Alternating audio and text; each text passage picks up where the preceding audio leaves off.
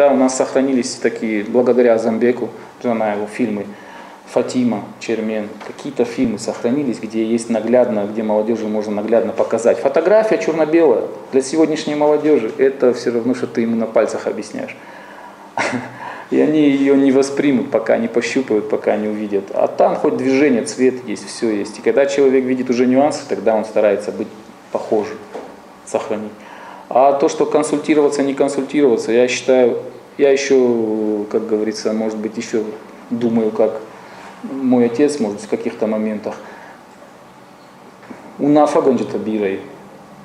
Советовать может каждый. У нас в Осетии советников очень много.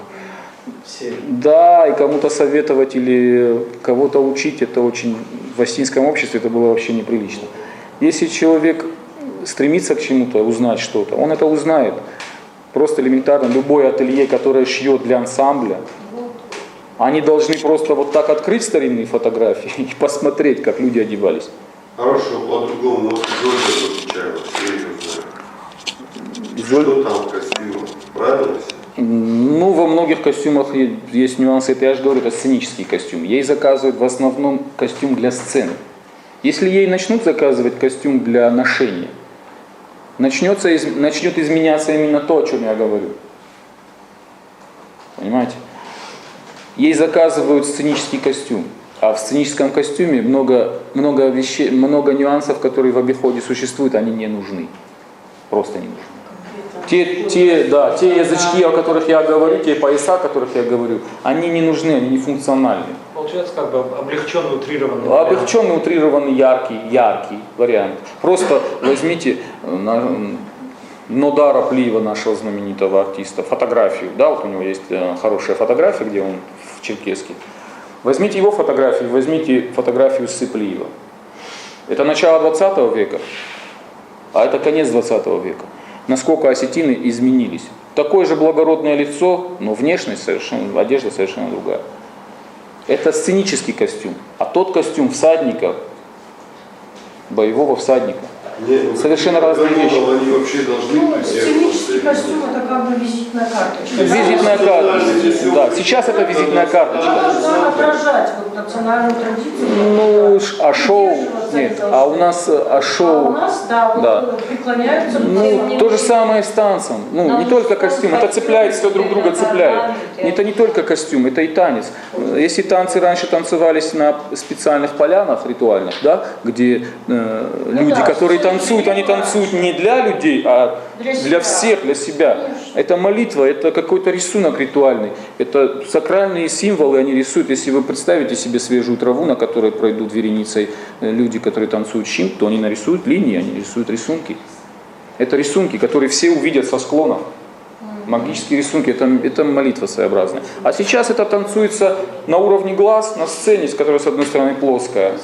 Это совсем другое. И каждый из современных хореографов, это очень большая проблема, считает себя творцом и богом, который новый танец сотворил, и не дай бог кто-нибудь его станцует. Ну, это неправильно. Они все-таки нет, если он претендует на звание государственного театра, там танца. Нет. Есть академический, есть понятие академический танец, академическая хореография. А есть этнографическая хореография, совсем другие разные вещи.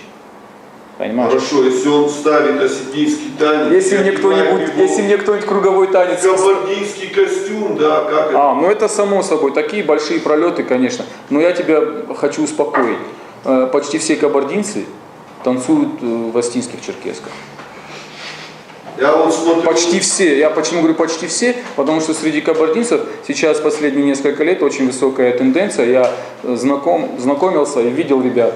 Они молодцы и поддерживают именно этнические варианты. Они пытаются по литографиям, по каким-то изображениям восстановить костюм. И делают реконструкции. Очень стараются восстановить костюм. И все равно на сегодняшний день у многих ансамблей кабардинских и адыгских, и неважно каких, вот, северокавказских, шьется черкеска стандартного покроя пошива. Стандартного. Причем варианты, которые пропагандировались из Северной Осетии еще недавно. Еще недавно пропагандировались отсюда, и здесь все заказывали. И уже по подобию тех черкесок они шьют у себя. Причем у нас из Закавказья вместе с закройщицами некоторыми пришло сюда мода делать какие-то нюансы, какие-то моменты, которые здесь никогда не делали. Скажем, там ступенечки какие-то на груди и пуговицы очень низко застегивающиеся. Такие моменты есть. Вот. Застегивается одежда и женская, и мужская на солнечном сплетении. Именно вот здесь. Ни ниже, ни выше. Ниже это очень неудобно при ведении боя. Это все о сакральности. Ну, это в первую очередь эргономика, а сакральность, она идет само собой, если ты затягиваешь талию оружием, она тебя оберегает. Если ты затягиваешь рукава, то тебя от холода бережет. Это в основном эргономика, хотя сакральность в этом тоже есть. Вот. Если мы возьмем адыгов, то у них в конце 19 века, в начале 20 века высоко застегивается черкеска, очень высоко. И она создает вот такой вот мешковатый вид. Есть очень хорошие фотографии дегорских бодилят, знати, у которых мода на кабардинскую черкеску была в начале 20 века и в конце 19-го. Там четко видно вот эти нюансы. Потом высокие папахи из овчины. Это всегда было присуще стилям. А уже высокие папахи из каракуля вошли в моду в начале 20 века по всему Кавказу, благодаря офицерству в основном. Потому что это было очень дорого и входило в моду. И появление маленьких невысоких шапок в Осетии из каракуля, это более дешевый вариант из дорогого материала, как говорится. Вот такой вот. Они были очень, как сказать, удобные при ношении. Бюджетный вариант. Примерно так, я считаю, да. Вот. Хотя они довольно-таки дорогие, очень симпатично смотрятся. Изменения моды в начале 20 века некоторые общества. Папахи же о статусе тоже говорили хозяина. В конце 18 веке, 19 веке еще да. Чем выше, тем... А уже в 20 веке такого не было. Уже больше материал говорил о статусе. Если серебристый каракуль молодого ягненка, то это очень дорого было. Вот. Естественно, это дорогие вещи были. Потом, о чем мы можем заострить внимание, на чем?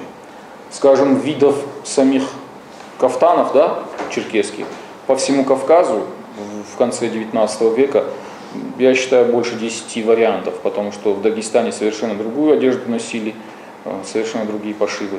В Грузии носили очень длинные черкесские, мешковатые, очень обильно золотом вышитые, иногда носили в Мигрелии. Потом, скажем, черкеска, вот именно у адыгов, черкесов, она еще сохраняла ту традицию, которая была у адыгов когда-то. У них внутренняя одежда всегда была длиннее, чем верхняя. Это, скажем, внутренний кафтан, курот, он был до середины икры, а верхний кафтан, черкеску, который мы называем, у них бывает до колена. Вот. И в каких-то моментах это еще сохраняется, но в 20 веке все приобретает тот вид, который мы сейчас представляем себе длинную черкеску, да, унифицируется, да. Вот. Особенно, когда русская армия берет на вооружение одежду народов Кавказа, как говорится, черкесскую, уже да. Кстати, в конвой императора, последний конвой, который состоял из осетин, обшивался осетином, и для императора Николая и царевича шил осетин черкеску. И они хранятся в Санкт-Петербурге. Очень, очень хорошие экземпляры, очень качественно пошитые. Очень красиво. Кстати, они шились по образцам, купленным в Осетии. И в этнографическом музее я сам лично видел черкеску на 10-летнего мальчика, купленную в Даргавсе, темно-синего цвета, обшитую черным этой лентой, вот то, что мы сутаж называем, хардкап алдембет. Вот, обшит. Я извиняюсь, Чё? они еще, наверное, вручную были. Это все вручную делалось. Все серебряные золотые ленты все делались вручную, серебряной нитью из настоящего серебра. И золотили их. И получалась такая комбинация золото-серебро, иногда вплетали шелк черный, и получалось очень красивые такие моменты получались. Галуны. Вот. Галуны, да. Вот. Какие мастерицы были, что Умеют. Просто на сегодняшний день, к сожалению, у наших соседей это более модно, чем у нас. Хотя у нас... Что модно, у них это даже распространено. У них это распространено, они вплоть до того, что вышивают фамильные танги и вешают в машину, а у нас вешают пахучки с американским флагом. А? В Кабарде это преподается в университете. Потому что в Кабардино-Балкарии умудрились создать университет, институт искусств. А у нас всего лишь факультеты искусств есть в республике. И когда-то мы влияли на всех, а сейчас получается, что наши девочки и мальчики едут в Нальчик поступать в институт искусств.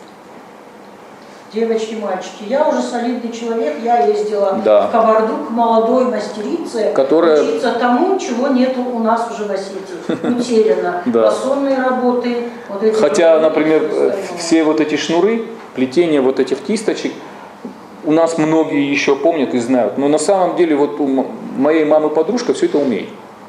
Вот она так рукой махнула, да, оставь, ради бога, чего это нужно. А сколько лет? Ну, вот так. Ну, моя мама ровесница 47-го года. Вот. Скажем так, что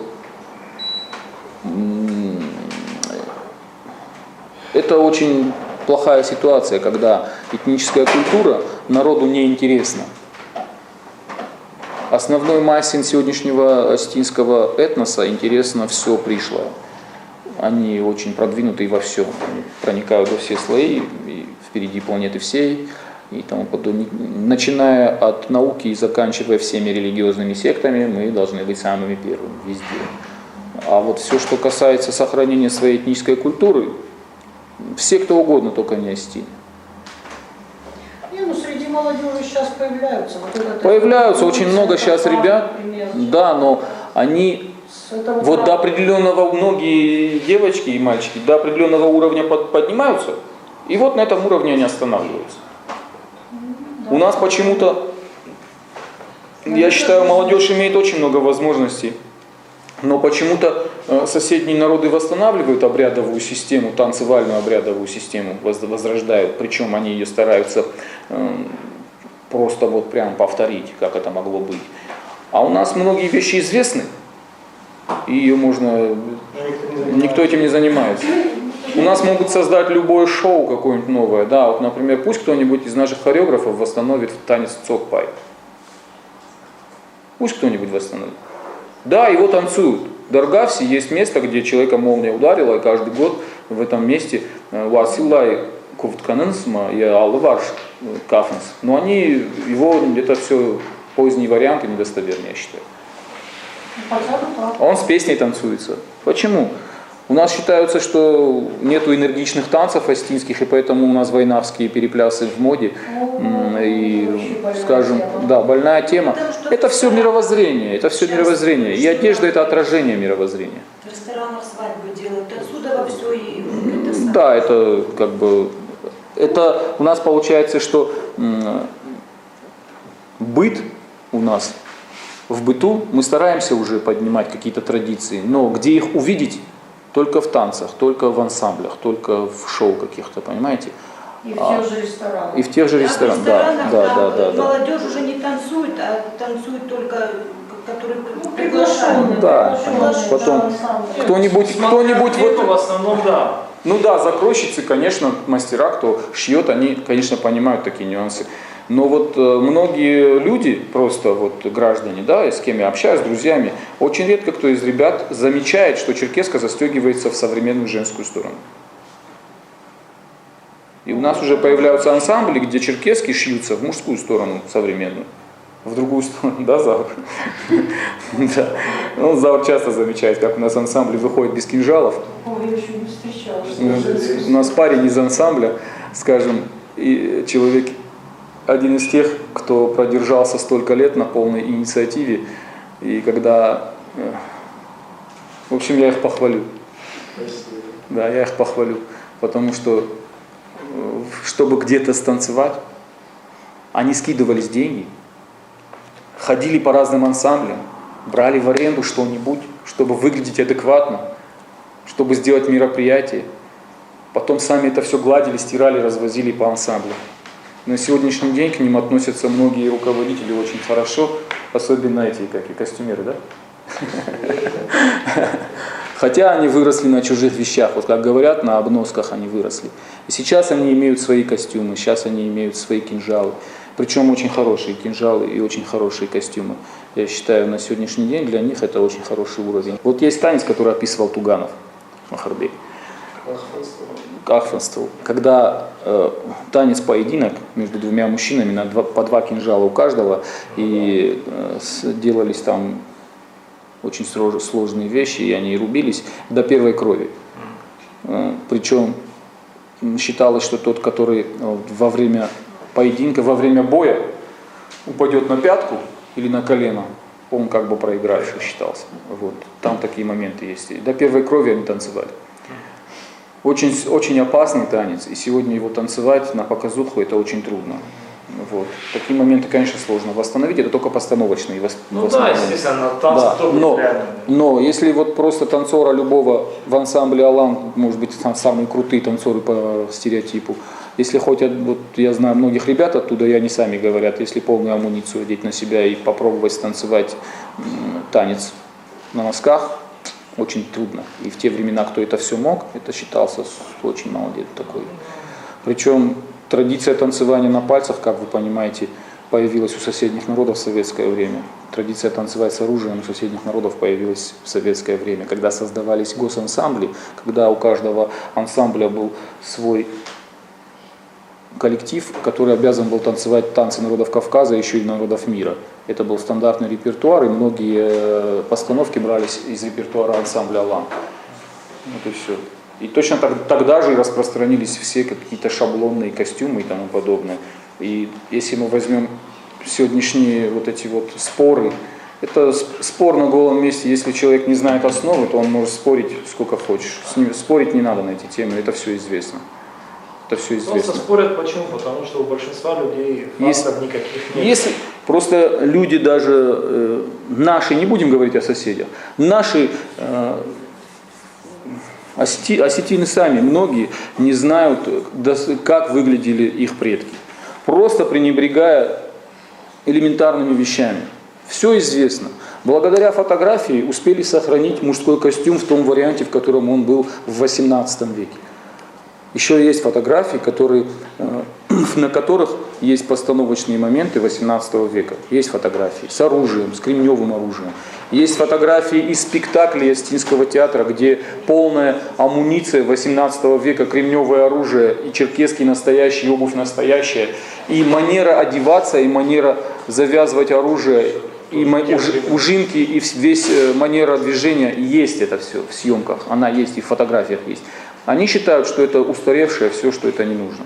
Просто-напросто. По раскопкам же можно определить 12 или 14, 15, 16. Устаревшие. Зато черкесы Конечно, украшены золотым шитьем, огромными орнаментами, которые ничем не отличаются от женского костюма. Да. Это вообще проблема, когда на мужской орнамент лепят женские орнаменты. Но это все, знаете, это тоже, мы же говорим о мировоззрении. И вот в советское время, когда у нас, я про осетин говорю, да, осетины, которые ушли на войну, 95 тысяч из Северной Осетии, и вернулась всего половина.